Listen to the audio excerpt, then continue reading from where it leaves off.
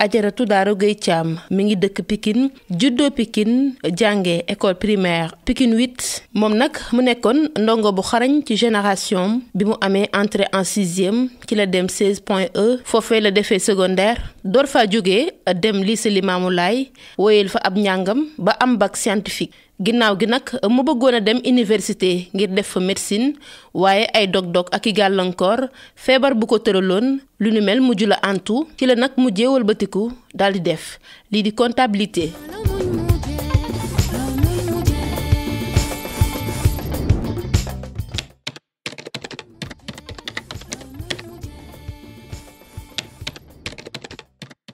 souvenir yi ma mën a jox mooy souvenir surtout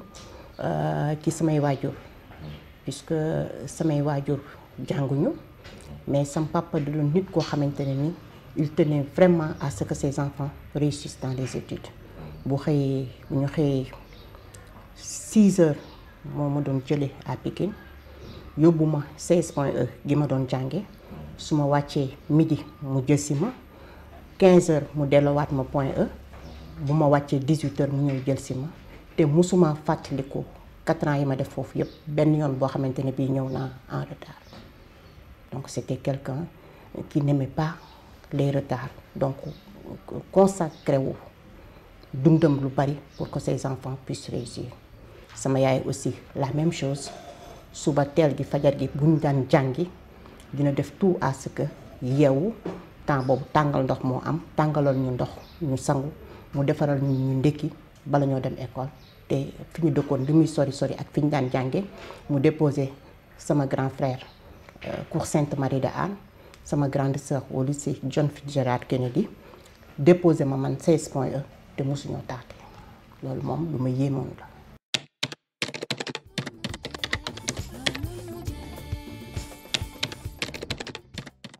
sama papa nit la koo xamante ne bii njabootam mënuñu ko fay nit ku bëggoon njabootam nit ku bëggoon mbokkam nit koo xamante ni nit ku bëggoon di def lu baax la ci doomu aadama ku bëggoon dimbale doomu aadama yi nit la koo xamante ni ku gëmoon sëriñam muy sëñ Mbacke Madina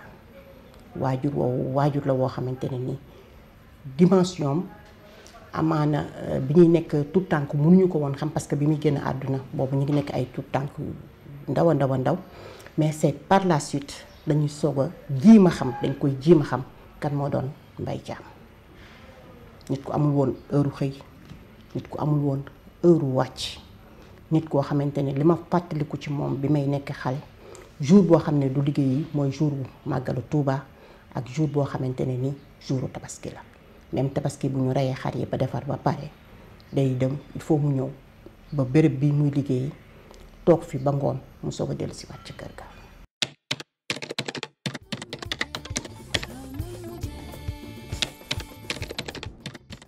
non parce que comme ni ma la ko expliqué bi ma defee CM2 ba pare 16.E laa jàngee donc comme 16.E laa doon jàngee sam papa bu ma yóbboo école ba su ma wàccee fii laay ñëw ci garage bi mu nekkoon donc te garage bi atelier mécanique la boobu ay góor kese ñoo fi nekk donc su ma ñëwee li may def su ma nuyoo sama bureau papa laay toog ubbi samay kaye toog di jàng su ma jàngee ba nga xamante ne bii nag ay boor yi 14h30 ma dugg ci atelier mécanique yi nekk di xool toujours di xool ni ñuy liggéey et tout ça parce qu'il m'arrivait même des fois que sama robe dafay taq huile ba dañuy mujjee delluwaat suñu kër pour mu ñëw indil ma beneen robe pour ma mën a changer wu bala ma mën a delluwaat école donc milieu boobu ma tàmm nekk ci biir góor ñi bien que maa ngi doon jàng donc màggaale ko et tout ça peut-être xañ na loolu moo def lu mel noonu.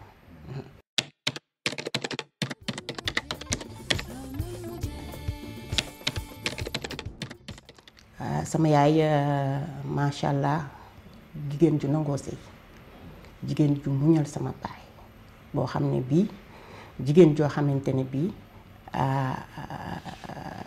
dee moo ko tàggalee ak suñu baay. donc nekkoon ak sama papa ñu nekk ay xale am ci moom fàttaliku am ci moom njàmbaarte goo xamante ne gi mënuñu ko wax mais xale aussi day fàttaliku te duñu fàtte ni mu nekkee woon ak suñu baay. nekkoon ku ko soutenir koo xamante ne ni ku ko muñaloon tamit te ba léegi muñ googu ak nangoo sëy googu moom la inculqué ci ñun muy ay valeurs yoo xamante ne ni du dañ.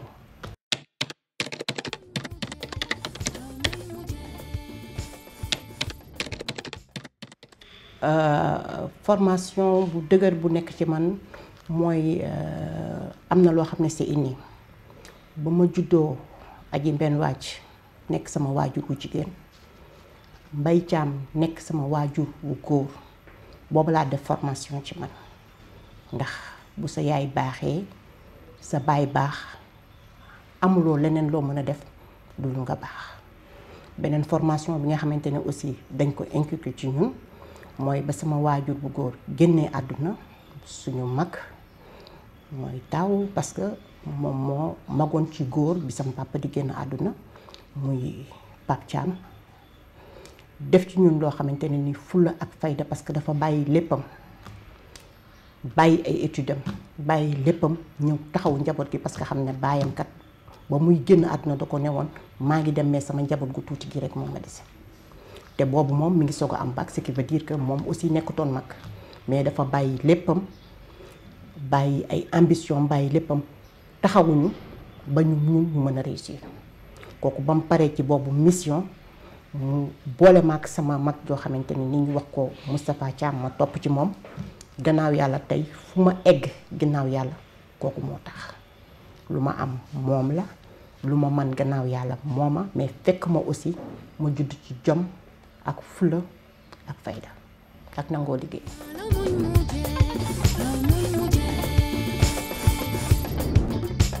salaamaaleykum maa ngi leen di nuyu man la madame Fall Soxna Bousso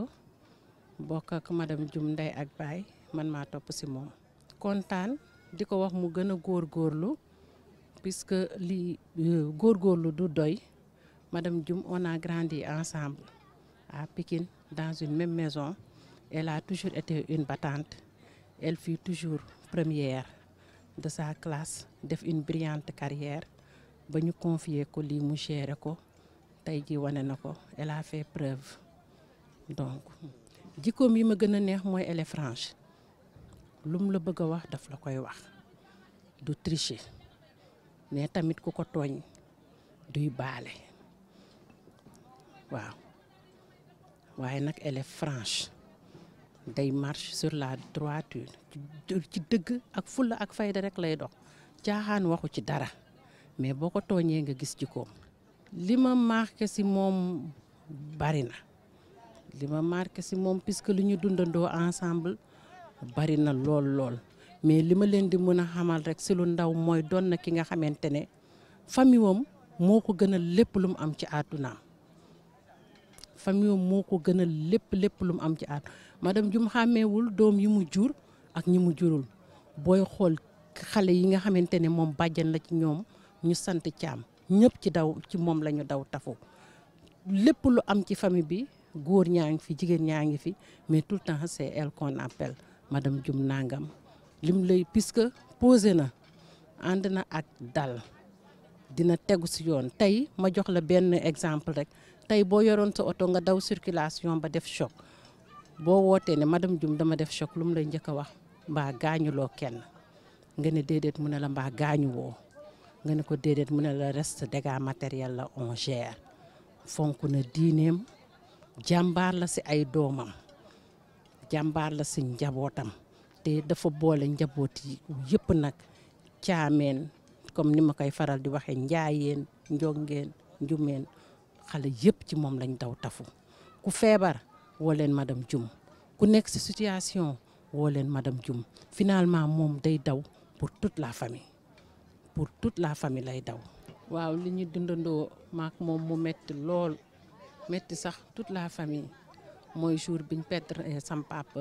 le 19 décembre 1984 ñu doon ay xale yu tuuti yàlla mi nga xamante ne mooy dogal jël suñu baay te xamuñu woon ku dul moom mu defoon ñu nag ay bete waaye tam sant bi nga xamante ne yar nañ ci diine ak njub mu metti lool nag metti lool mu mel ni àdduna bu tukki ci ñun ñu dund ko ñun ñëpp mettit boobu waaye ñu am jom ak nim ñu yare tënku ci lim ñu yar ba surmonter ko ba yegg si fii tey.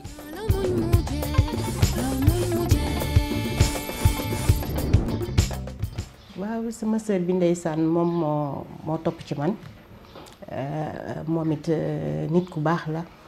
nit ku yiw la nit ku teey la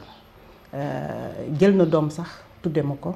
de passage ma ko ciy remercier di ci remercier aussi boroom këram bi nga xamante ni tam rakk la ci man donc nit ñaar rek mooy marqué nit fulla ak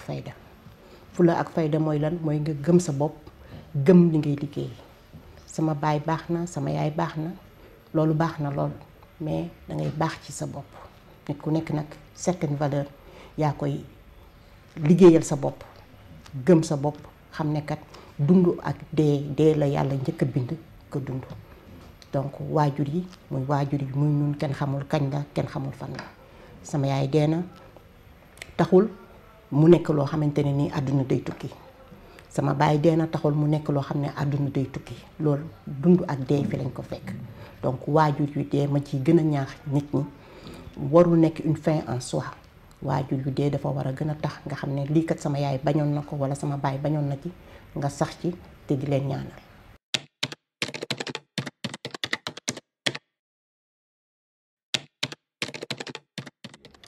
man nag formation comptabilité laa def ma defee formation comptabilité comme ni ma la expliqué depuis may nekk xale dama doon nekk ci biir atelier mécanique yi et tout ça là donc bi ma jógee ci sama formation boobu ma dem defi stage bi may soog a génn maa ngi def stage CTO léegi ñu gën koo xam ci hôpital général de Grand Yoff def naa fa 5 ans à la comptabilité bi ma jógee foofu 5 ans def naa aussi 2 ans caisse sécurité sociale bi ma jógee caisse sécurité sociale nag la ma sama mag ju baax ji Moustapha Thiam ne ma Daaro dama bëgg nga ñëw ñu liggéey ki laa bàyyi sama liggéey ñëw fii ñuy liggéey bi ñuy liggéey nag mu ne ma léegi dañu bëgg a créer benn société boo xamante ne bi spécialisation vitrage automobile la bi loolu amee nag spécialisation vitrage automobile aussi dama dem bitim réew di xool nan la ñuy liggéey mën a def formation bi mën a defaat pour mën a am perfectionnement xam lan mooy vitrage auto def ci ay gëstu tam ba soog cee mën a sóob.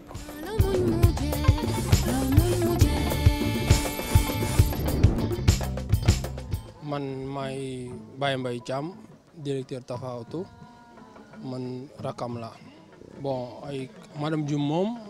jàmbaar la liggéeykat la nangu na liggéey nangu na sonn am na jom am na fit c'est que nag leneen mooy lu boo gisee muy tàng des fois moom boo dee liggéey rek day ànd ak yow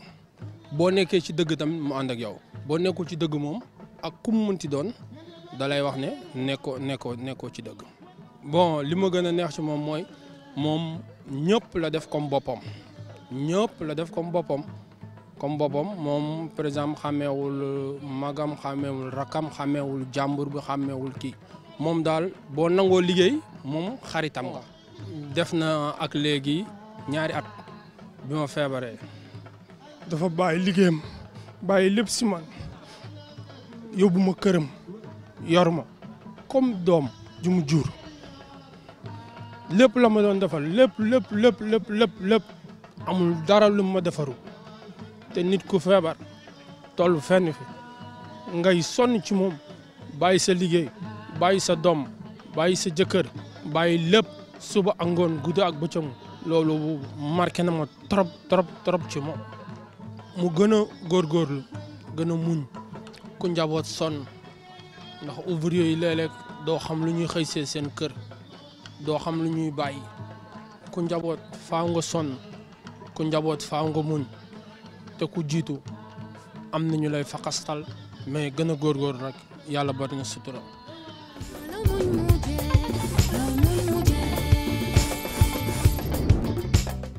ndeysaan xam nga ñun macha allah dañu am benn force boo xam ne suñu kër dañu def constituer benn bloc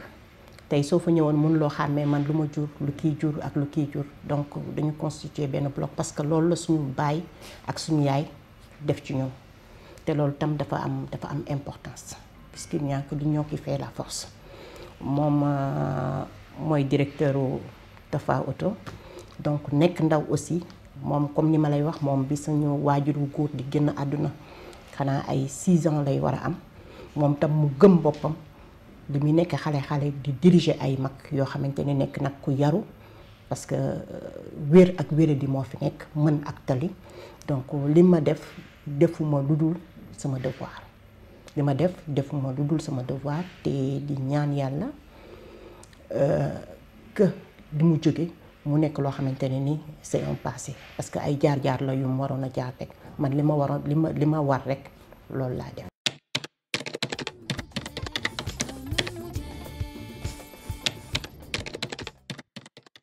sama employé tout d'abord damay commencer di leen gërëm di leen sant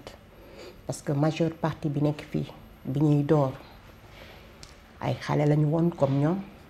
léegi dem nañ ba nga xam ne ñii am nañ ay soxna ñii am nañ ay borom kër njaboot gi dugg si nañ donc ñu sant yàlla bu wér a wér di julli ci sang-sang yi di ñaan yàlla nañ fi nekk ñoom ñëpp ba retraité ba relève bi suñuy doom mën koo jël employé yi nag sant yàlla parce que tamit di diriger ay nit te nekk njiit lu jigéen yombul puisque soo bañee ku mer wala nga bëgg ñëpp kontaan di nga xaw a jeng donc te obligé nga ji ma nekk au milieu c'est-à-dire nit ñi bañ a am problème mais yow aussi nga bañ a am problème mën a xam di leen di ménager di leen wax ne lii mooy lii mooy di parce que nag nul n'est parfait donc ñuy doxalante noo xamante ne nii c'est presque une vie de famille parce que li ñuy nekk ak employé yi moo ëpp que li ñuy nekk ak suñu kër société bi boo fu duggee mënoo xamee kii mooy directeur kii mooy lii kii mooy lii ñun ñëpp ñooy bokk di lekk ñooy bokk di naan donc ku ci am dara ñu partagé ko loo xamante ne aussi mën nañ ko dimbale nit ñi ñu dimbale leen ko te yàlla tax.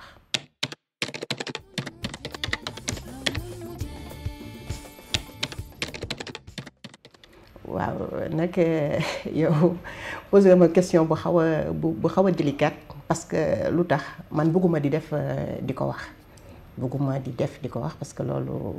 ay valeur la yoo xam ne suñu bàyyi moo ñu ko inculqué te dañu wax ne sa loxo ndeyjoor buy joxe sa loxo càmmoñ sax waru ko xam mais n'empêche comme laajte nga ci dinaa la ci wax lu tuuti rek li nga xamante ne ñun moom la ñu doon ci suñu bàyyi mooy nit da ngay am nit yi moo gën a am alal ñi nga xamante ni ñi ngi nekk ak ñoom luñ leen mën a dimbalee rek ñu ngi koy def bari na ci yoo xam ne defal nañ leen ko jarul ñu koy lim quartier bi ñu dëkk fa ñu juddoo muy Pikine jéppiwuñu fa nga xamante ne aussi fa laay dund léegi muy cité Aline Sow de passage maa ngi leen di nuyu ñoom ñëpp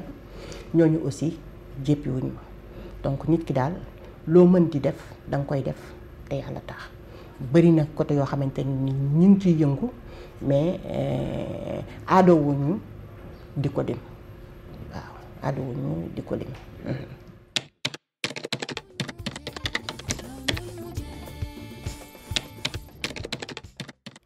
ah si bari nañ ay projet yoo xamante ne nii mi ngi ci suñu kanam am na ci yoo xam ne am nañu ay jéego parce que nit ki à chaque fois booy liggéey aussi da nga bëgg a dem ca kanam te Sénégal émergent la ñu wax donc nit ki il faut ngay émerger tam parce que léegi dëkk àdduna bi dafa évoluer te évolution bi c'est une évolution très rapide donc monde scientifique monde technologique dafay développer vitesse boo xamante ne bi doy na waar donc tu es obligé de suivre nga xool société bi nan lay gën a perfectionner mën a apporter ay innovation yoo xamante ne bi da lay gën a jëmale kanam aussi pour satisfaction ñi ngay liggéeyal ak satisfaction ñi lay liggéeyal tamit. Man je me nomme Falilou Djibril Dia. Donc je suis le fils de Djibril Dia, comme l'a dit tout à l'heure monsieur Thiam. il représente le grand frère de la famille en fait. Donc on a des relations depuis que je suis jeune. Je viens au garage et maintenant, je suis devenu l'adjoint du chef de garage. Donc je représente M. Thiam s'il n'est pas là. Donc Madame Dioum, elle c'est ma tante en fait. Elle représente ma tante, je la considère comme ma mère en même temps. Et elle m'encadre dans le cadre du travail. Bon, elle nous encadre, elle est généreuse, elle est travailleuse. Bon, elle représente tout pour moi en fait. Voilà. Donc, lu baax daal laa xam si moom et elle nous a toujours encadré dans le bon chemin, dans le droit chemin ak liggéey. Moom gars, elle est très stricte. Donc, soo amee ay manquements, elle s'énerve. Donc, elle est sur le terrain. Elle encadre tout son personnel. Teg leen si le droit chemin pour que ñu réaliser travaux yi comme il se doit. Jigéen bu mën góor daal en fait, comme on dit au Sénégal. Voilà, noonu laa ko mën a qualifier. Donc elle fait tout ce que loo xamante ne góor mën na ko, elle fait 10 fois plus que les hommes même. Voilà. Donc loolu laa ko mën a seedeel daal si côté liggéey. D'accord, je m'appelle Fatou Thiam, nièce de Madame Dioum là, je travaille avec elle. Okay, c'est une dame méthodique, elle est gentille. Daf lay wan liggéey bi comment ça se passe. Heure liggéey bu jotee vous vous comportez comme ni ñuy liggéeyee. Après liggéey bi dañuy nekk. Lu ma gën a neex si moom mooy dafa dëggu. En plus nekk ak moom elle m'a beaucoup changé. Day comporté wu kon góor. Ñun ñii des fois dañuy am problème ak client mais bu ñëwee ba taxaw ak client bi day sëgg. Loolu moom j'ai fait la remarque.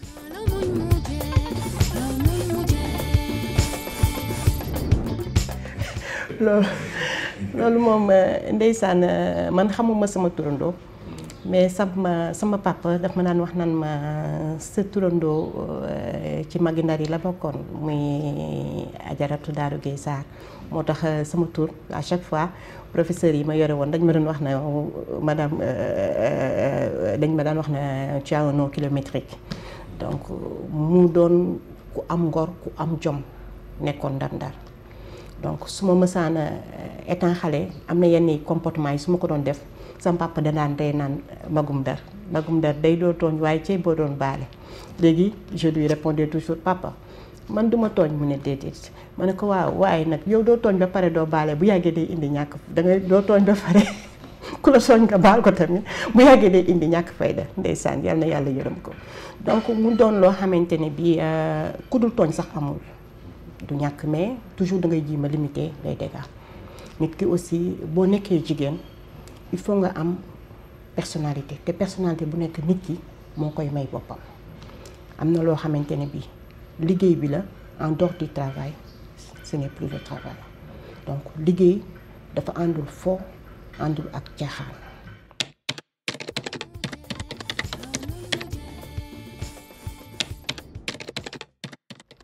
Alhamdulillah yomb na yombul parce que du moment que dajale nga ay employés ñi ñoo ñëpp ils sont majeurs que muy góor que muy jigéen ñi ñoo ñëpp ay mag lañu xamoo leen fu ñu leen yare bokk leen fu ñu leen yare donc ñu ñëw bëgg di nekk ak yow presque 40 heures par semaine yombul mais li ngay def mooy que ne mën ngaa diriger te doo soxor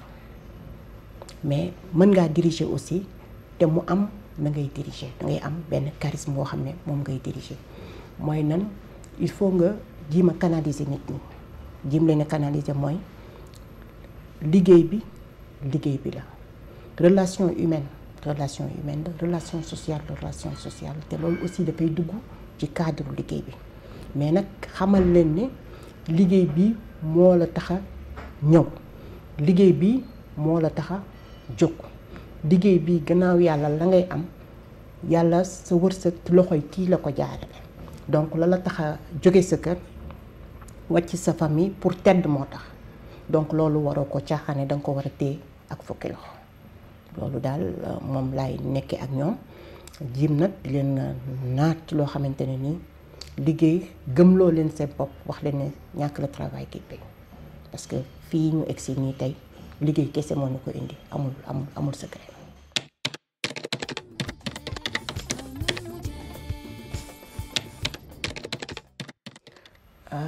wax dëgg yàlla ba ma juddoo ba léegi musuma def politique mais nag du ma raté mukk élection pour ma dem voter ki nga xamante ne bii am naa ci yaakaar ci ne candidat bi moom moo ma doy am naa candidat bu ma doy àla kulli àllam mais politique moom wax dëgg yàlla musuma koo def ba suñ jon yàlla tey. mais noo gisee suñu politiciens yi. waaw politiciens yi kenn ku nekk ak sa xel ak kenn ku nekk ak sa xalaat mais li nga xam ne moom laa leen di ñaan mooy politiciens yëpp ñuy bàyyi xel wax lii tey bu subaa nga wax leneen parce que nit sa kàddu bu dañee ci yow pour man nekkatuloo nit dafa war a sàmm kàddoom sàmm ngorom parce que yaa ma doy dëkk bi ne yaa ñu doy loolu dafa fort lenn toujours dama ko di gis bu ñu nommé nit ministre wala ñu nommé ko benn poste waa këram ak ñamu bokkal dañuy jubilé diw nommé nañ ko diw mais man dama part man su ma gisee sama mbokk bu ñu ne nangam kii nangam dii la damay tiit parce que pour lan ndax lañu am yaakaar ba dénk la ko ndax danga ko jéem a matale au lieu de jubilé donc kooku loolu moo war a nekk xalaatam ak xelam que ne yow kat dañ laa dénk lii dénk la benn mission est-ce que mission boobu dina jàll wala du jàll.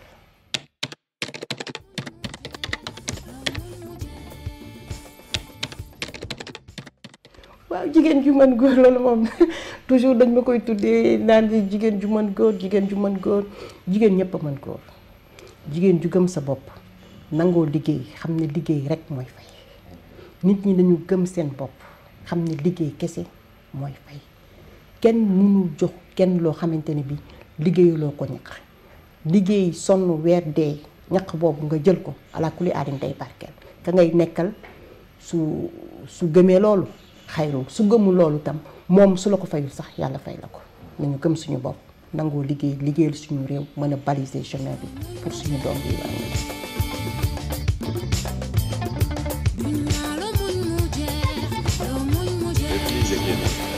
waaw fii ñu ngi dugg donc ci biir atelier yi donc foofu mooy salle de montage bu Afrique Patrice. le fait que nga ñëw nii ci gars yi nekk ci oto yi nii lan la lay fàttali.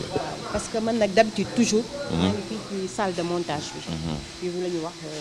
oto yi bu ñu réceptionné oto yi ba pare. fii lañ leen di indi pour ñu changer leen soit pare-brise wala ñu changer leen vitre de porte wala lunette arrière tout ce qui est vitrage automobile daal fii lañ leen koy changer leen. mais fii moom à chaque fois que mooy toujours fii laay dugg daanaka sax fii laay yendu. beaucoup plus de temps fii laa koy passé. mën di vérifier. di xool lan moo manqué parce que liggéey aussi dafa war a am finition dafa war a am taar. lu kii nañ tey jii bu mu loon laaj yéen ñaar complicité bi ngeen am parce que léegi-léegi nee na day wàcc fii ñëw ne leen lii nii lañ ko defee nii en tant que jigéen. waaw am na góor ñoo xam bëgguñu jigéen bu leen commandé. waaw mais yow tey jii lan nga gisee loolu. waaw mais xam nga lépp ci xel la parce que am na ñoo xamante ne si ñi ngi naan dafa tàng mais du tàng Sénégal moom moo tëdde noonu par exemple nii boo bëggee lu baax. wala nga koy teg ci yoon rek am na ñoo xamante ne si bu nu gàttee xel dañ naan kii dafa tàng te fekk du tàng bëgg lu baax la par exemple bëgg entreprise bi jëm kanam bëgg ñu réussir looloo waral mu mel noonu comprendre nga mais tàngul wax dëgg yàlla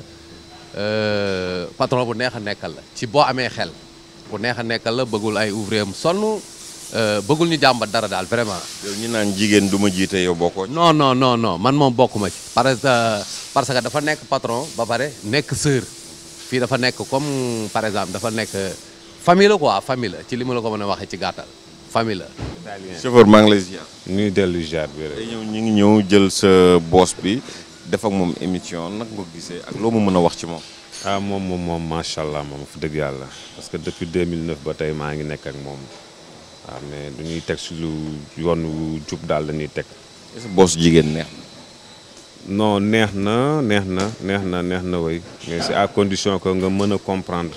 xam nga des fois ngay dégg ñu naan jigéen moom lu mu jiite lu ne rek moom mooy loolu mais bu fekkee aussi da nga bëgg lu baax tamit moom il faut nga mën a nekk ak moom ci ni ma ko mën a waxee waaw parce que mais nag du ñëpp ñoom ñoo ko mën yombul na quoi aussi yombul. boo ko loon dénk dara la nga koy wax. boo sañoon du daj wala mu yokk wala mu bàyyi. non ñun en fait man boog dama part de aw ma lu ma ko wax parce que ni ma nekk ak moom daal musuma am ak moom benn kii musuma am ak moom benn xarma yàlla parce que man 5 heures du matin laay ñëw këram bu ma ñëwee fekk naa jug na bu yàgg bu ñu xëyee mu wër def tour dem déposer ay élèves am soog a ñëw xëy si fii xam nga commencé liggéey bi moom gisul dara lu dul liggéey bi rek la gis fu mu toog fu ne mu ngi xalaat nu muy jaayee ay pare-brise am loolu rek moom moo ko ñor daal mi neetul leneen mais ñun moom ak moom franchement moom macha allah moom.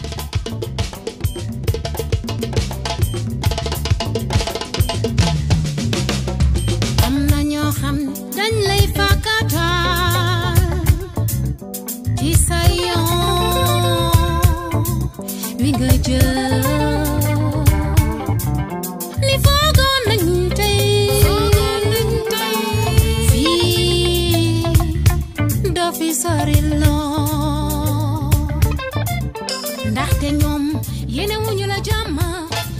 Madame Mariam Thiaw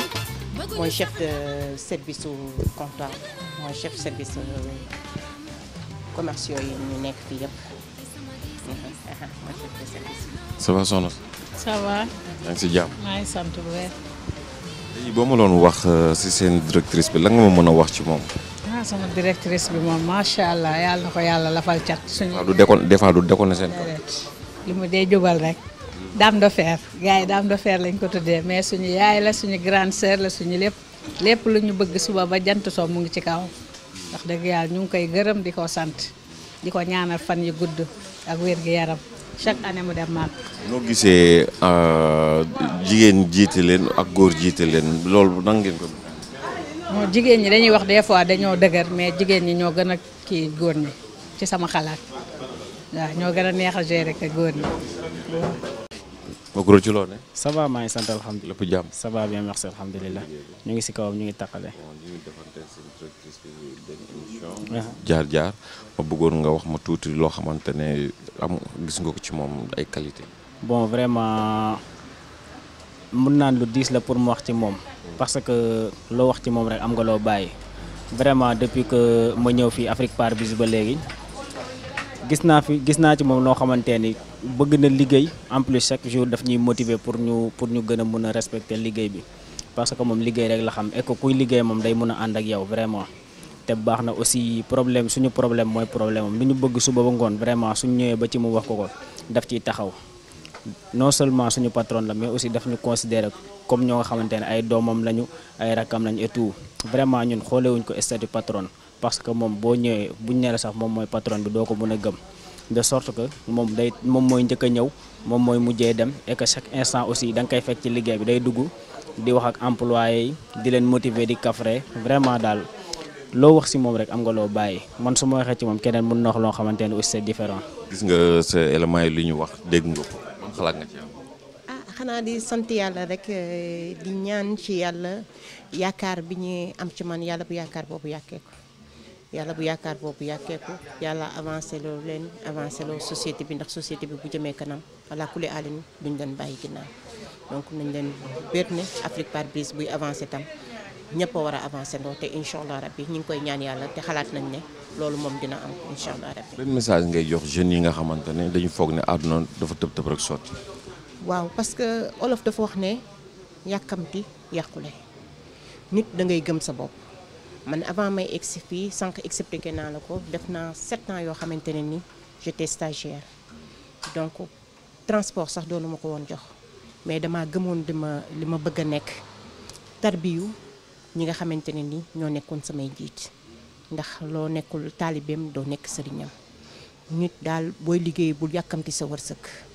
te lu la sa liggéey mënta may sa ñax mënu la koo may keneen mënu la koo may donc dañu nangoo liggéey nangoo gëm suñu bopp di éviter ay retard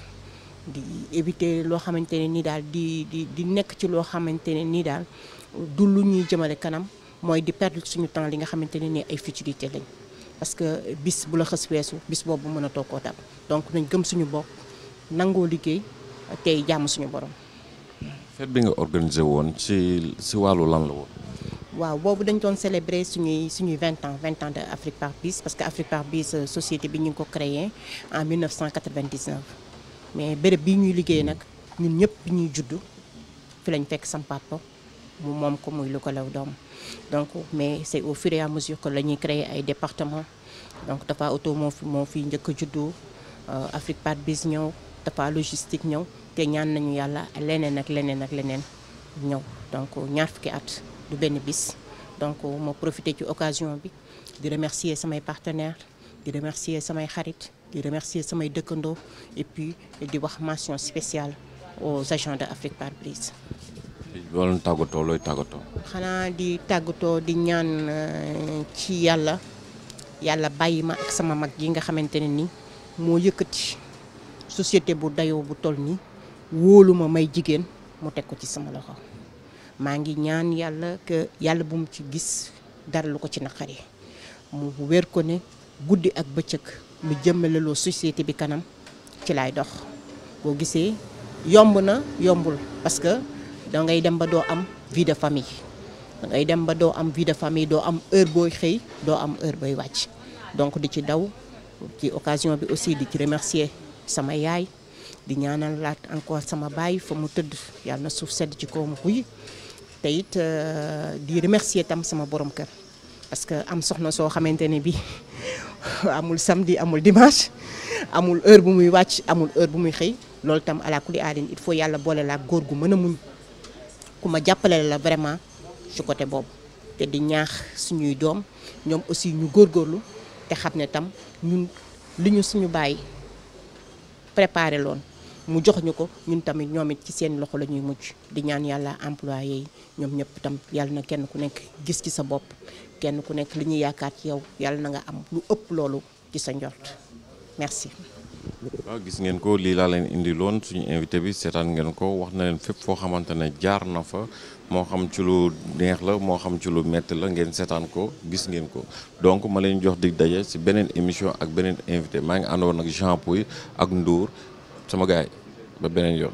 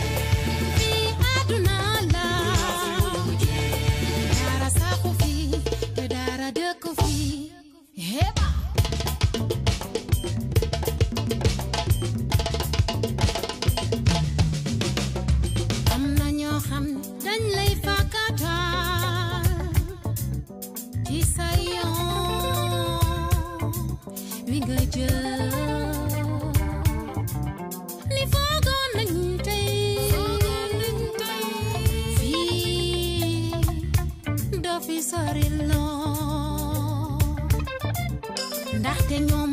yéene wuñu la jàmm gisuñu la ca kanam bëgguñu sax nga am te dëgg naa ni nit ñi tey garabam ci sama gis-gis gëmuma ci leen na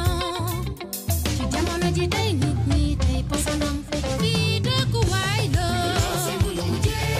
fii àdduna la dara saxu fii te dara dëkku fii Heba!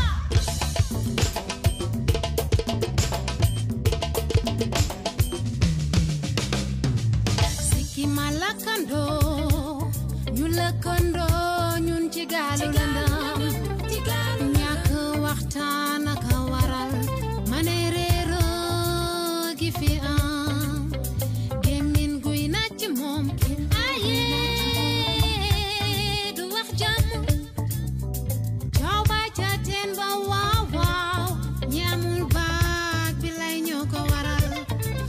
Metti ñu soosal la sa xol di jeex te doo ci mën faj dara ci sama gis-gis gëmuma ci leen na